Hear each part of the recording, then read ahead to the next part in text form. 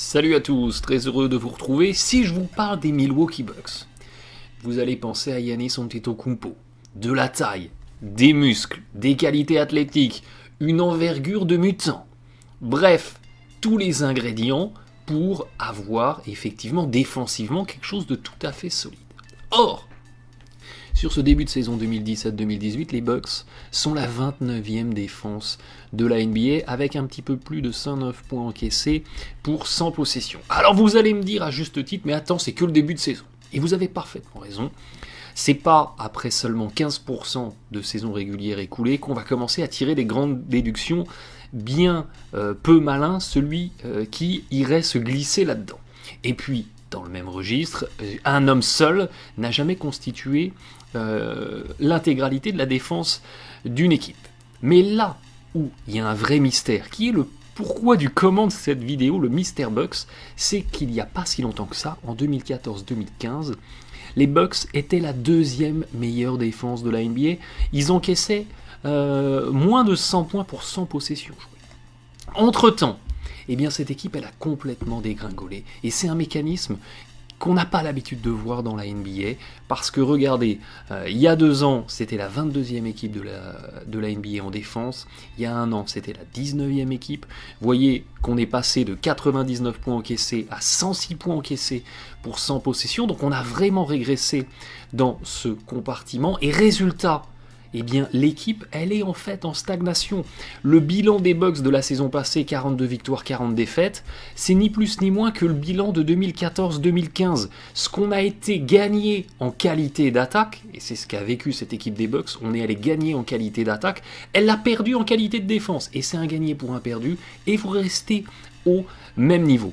Et c'est d'autant plus surprenant, et c'est pour ça que je vous parle vraiment de Mr. Bucks, c'est que l'équipe, elle n'a pas changé d'encadrement, c'est toujours Jason Kidd, et a priori, ce qui devait être déjà établi en 2014-2015, ces bonnes bases défensives-là, il n'y avait pas de raison qu'elles disparaissent, qu'elles s'évaporent, puisque on n'a pas changé de méthode. L'effectif a certes évolué, certes il y a eu des joueurs blessés, il y a plein d'explications transversales, mais fondamentalement rien qui puisse en un déclic comme ça expliquer qu'on passe du jour à la nuit en défense. D'autant plus que généralement l'identité défensive, on la garde. Regardez les bonnes défenses en 2014-2015, vous avez les Warriors, les Spurs, les Grizzlies, des équipes qui sont encore des bonnes défenses présentement. Les Grizzlies, ils ont quand même pas mal fait évoluer leur effectif, et sur ce début de saison 2017-2018, c'est une bonne défense. Alors, il y a les Wizards qui suivent un peu le chemin des Bucks, ils ont un petit peu perdu en qualité défensive, mais globalement, quand vous avez les bases d'une bonne défense, vous les gardez. C'est pas comme l'adresse où il y a des soirs avec, il y a des soirs sans. La défense, si vous êtes une bonne défense, c'est tous les soirs avec. Il n'y a pas de côté aléatoire de la défense. Donc que s'est-il passé ? Parce que quand vous êtes comme moi, ou en tout cas vous essayez de l'être un basketologue, eh bien ce qui vous intéresse c'est le pourquoi. C'est pas les faits, c'est comprendre les faits, c'est le pourquoi. Donc qu'est-ce qui s'est passé ? Eh bien en 2014-2015, je vous le disais, ces Bucks c'était l'âge d'or de la défense. Vous regardez la shooting chart défensive et vous voyez qu'il y a beaucoup de bleu. Donc beaucoup d'endroits du terrain où on va défendre sur les tirs mieux que la moyenne NBA. Donc ça, c'était très très très bien. En 2014-2015, ces Bucks, 11e défense de la ligue pour les tirs à moins de 3 mètres du cercle, les tirs à moins de 10 pieds du cercle, donc les tirs tout près du panier. 6e défense de la ligue pour les tirs à 3 points. Donc en fait, dans les 2 compartiments du basket où vous avez des paniers les plus rémunérateurs, donc tout près du cercle et au-delà de la ligne à 3 points, vous aviez une défense des Bucks qui était très très très affûtée, et c'était en 2014-2015 l'équipe qui faisait provoquer à son adversaire direct le plus de pertes de balles. Donc on défend bien les tirs et on force des pertes de balles à l'adversaire, parce qu'il n'y a rien de mieux en défense que d'empêcher l'adversaire de tirer. Donc il ne faut pas regarder que les pourcentages au tir, il faut aussi regarder les possessions où il n'y a même pas eu de tir tenté.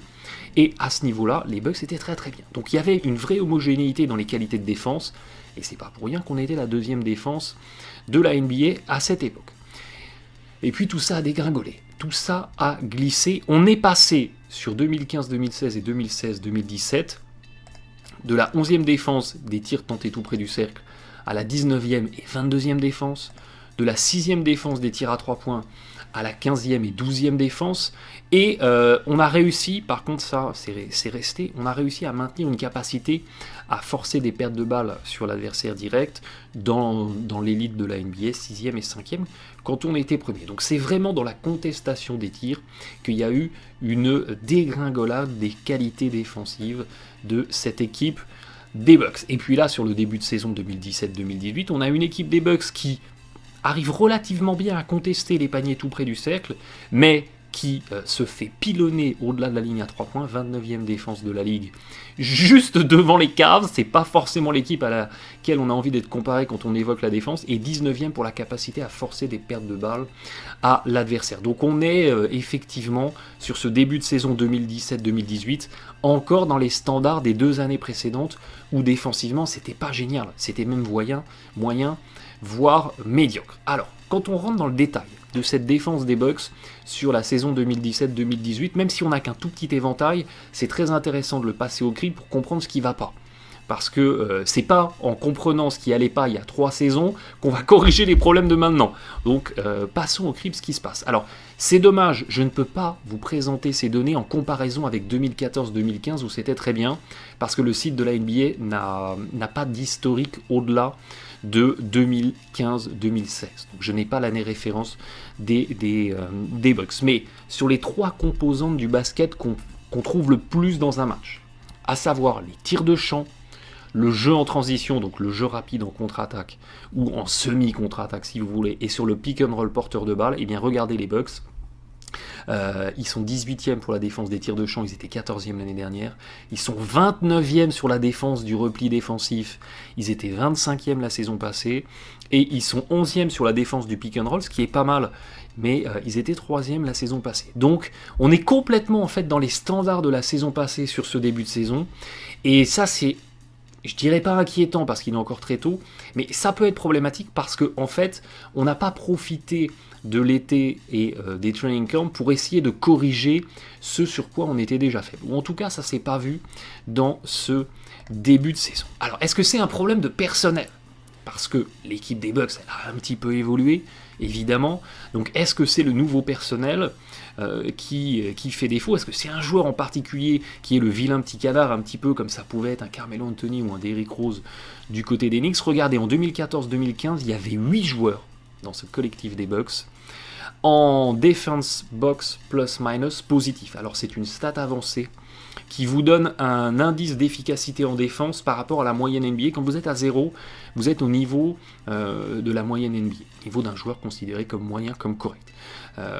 Donc vous voyez qu'on avait beaucoup de joueurs en fait des Bucks qui avaient un niveau défensif, en tout cas un impact défensif supérieur à la moyenne d'un défenseur lambda NBA. Donc il y avait une vraie homogénéité collective dans les qualités de défense dans cette année 2014-2015, deuxième défense de la NBA. Et quand vous regardez effectivement sur la saison passée ce bilan de 8 joueurs, eh bien il passe plus qu'à 4 joueurs. On retrouve toujours Antetokounmpo, Henson dans le haut du tableau, et puis vient après se glisser 2 autres intérieurs.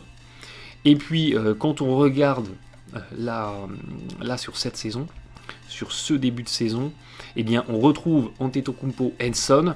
On va dire que Jason Terry ne compte pas parce qu'il a joué que 4 matchs pour un total de 34 minutes. Et finalement sortir de ces 2 joueurs-là, eh bien personne dans cette équipe des Bucks n'arrive à avoir un impact défensif vraiment marqué. Toujours à prendre avec beaucoup de pincettes parce qu'on a vu que 10 matchs et ces stats peuvent être faussés si en tant que joueur vous avez été sur le terrain quand votre équipe prenait un 12 ou un 14-0, ça peut arriver, ça peut complètement plomber votre indice de défense, mais quand vous avez quand même déjà 300 minutes comme un Brogdon et que vous voyez que son indice défense est à -4, ça commence à être inquiétant. Alors qu'est-ce qui s'est passé avec cette défense des Bucks? C'est un peu le pourquoi du comment de cette vidéo. Eh bien mon analyse, c'est que en appauvrissant un petit peu le secteur intérieur de l'équipe, eh bien cette équipe des Bucks, elle n'a pas réussi à négocier la transition en allant vers plus de jeux small ball. C'est-à-dire que quand l'équipe défendait très très bien, eh bien il y avait beaucoup de grands bûcherons dans l'équipe. Je dis ça de pas du tout de manière péjorative et pas du tout méchante pour les joueurs concernés, mais il y avait des Pachulia, il y avait des Larry Sanders, il y avait des Henson, il y avait des Miles Plumlee, et les Bucks pouvaient lancer comme ça dans la mêlée des gladiateurs bûcherons qui allaient batailler dans la raquette, qui allaient jouer des coudes, qui pouvaient s'interposer sur les drives, et globalement ça tenait. C'était la clé de voûte un petit peu du dispositif de la défense des Bucks, et c'est pour ça que c'était l'une des meilleures défenses pour la contestation des tirs tout près de la raquette.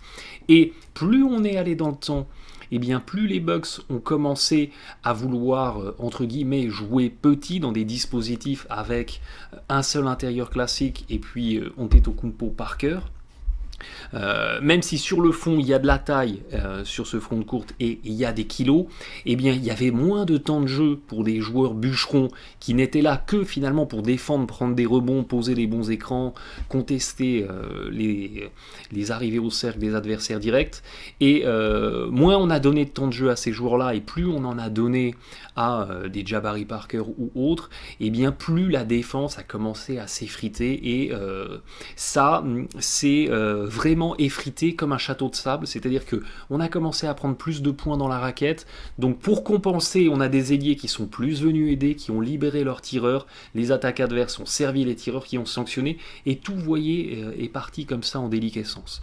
Et ça peut être une vraie problématique pour les Bucks, parce que avec le trade de Greg Monroe pour Eric Bledsoe, on va aller vers encore un petit peu plus de small ball et vers encore un petit peu plus de situations qui ont affaibli défensivement les Bucks. On l'a vu au fil du temps là sur les saisons passées, par rapport à l'âge d'or où l'équipe défendait relativement fort. Et l'un des principaux boosts, l'un des principaux plus que doit apporter Eric Bledsoe à cette équipe des Bucks, c'est des qualités de défense. Parce que sans défense, les Bucks ne peuvent rien espérer.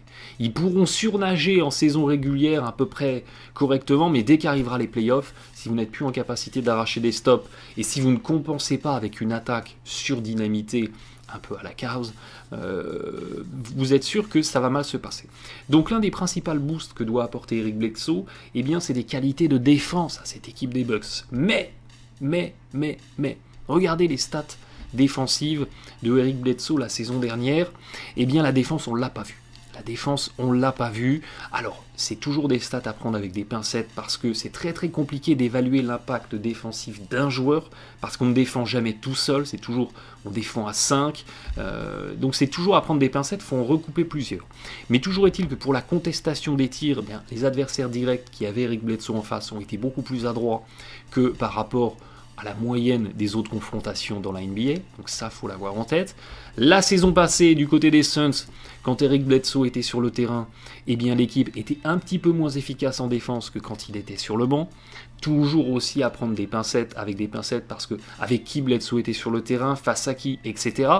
Mais toujours est-il que c'est également pas marqué à ce niveau-là. Et puis si on regarde l'impact défensif, le box plus minus défensif de Bledsoe, on arrive à un petit peu moins de 0, donc on est dans la moyenne ennemie. Et si les Bucks ils veulent vraiment sortir gagnant de ce trade, il faut que Bledsoe il apporte de la défense. Il faut qu'on retrouve le Bledsoe des années Clippers, où ça défendait, où il défendait comme un pitbull, ou en tout cas le Bledsoe du début des années Suns, où il avait encore envie de défendre. Parce que sinon ça ne servira à rien. Mettre des points si vous n'êtes pas en capacité de ne pas en encaisser, arrivera un moment où ça montrera toujours ses limites. Donc ça c'est une vraie problématique. Il faut que du côté des Bucks on retrouve un niveau défensif correct, qu'on soit au moins dans la première moitié de la NBA, donc au moins dans le top 15 en défense, avec une équipe des Bucks qui est dans le top 10, aux alentours de la 10e place en attaque, ce qui est le cas maintenant, plus entre 15 et 10 places en défense.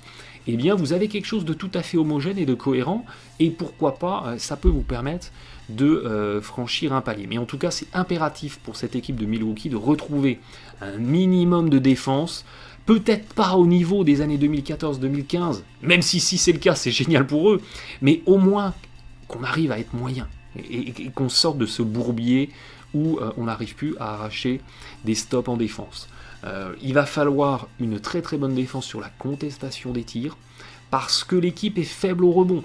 C'est-à-dire que si vous n'êtes pas en capacité de forcer des tirs manqués à vos adversaires directs, sachant que vous allez abandonner des rebonds offensifs à l'adversaire, eh bien ça ne sera pas viable. Ça ne sera pas viable parce que vous pouvez entre guillemets mal défendre sur les tirs de champ, mais si vous êtes sûr que l'adversaire prendra jamais de rebond offensif, n'aura pas de panier en deuxième intention, ça peut passer.